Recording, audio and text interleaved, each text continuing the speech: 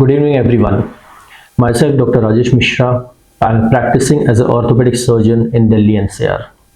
Today, we are discussing about a very important topic, that is rotator cuff injury.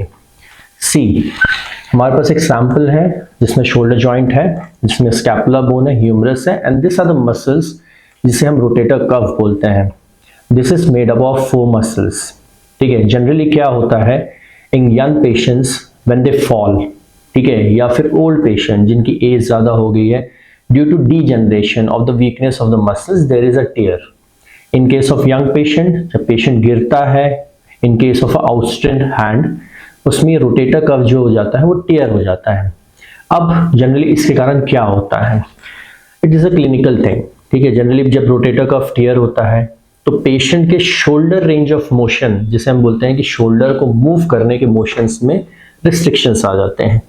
What are the motion restrictions? Generally abduction जो होता है वो restrict हो जाता है, external rotation जो होता है वो रिस्ट्रिक्ट हो जाता है, इंटरनल रोटेशन जो होता है वो रिस्ट्रिक्ट हो जाता है. पेशेंट कोई भी हैवी या नॉर्मल वेट नहीं उठा सकता है. एंड मोस्ट कॉमन सिम्टम जो पेशेंट में होता है दैट इज अ पेन. अब एग्जैक्टली जब पेशेंट को पेन होता है तो they present to a doctors. अब जनरली क्या होता है कि rotator cuff is a clinical diagnosis. इसमें हम पेशेंट को एग्जामिन करते हैं और ये देखते हैं कि उनकी कौन कौन सी मूवमेंट रिस्ट्रिक्टेड है. इफ वी फील कि ये मूवमेंट रिस्ट्रिक्ट हो रही है तो we will advise one X-ray. अब हम एक्सरे क्यों करवाते हैं?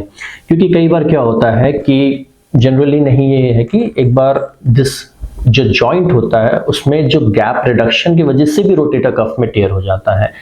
तो ये इवैल्यूएट करने के लिए हम एक्सरे करवाते हैं. अब मेनी अ टाइम पेशेंट का एक्सरे भी नॉर्मल आता है, तो what the next step? We do MRI. MRI में जो सॉफ्ट टिश्यू इंजरी होती है वो बेटर दिखती है, इसलिए भी पेशेंट को सजेस्ट करते हैं एमआरआई करने के लिए. अब when we do MRI we see a partial tear और कंप्लीट टीयर.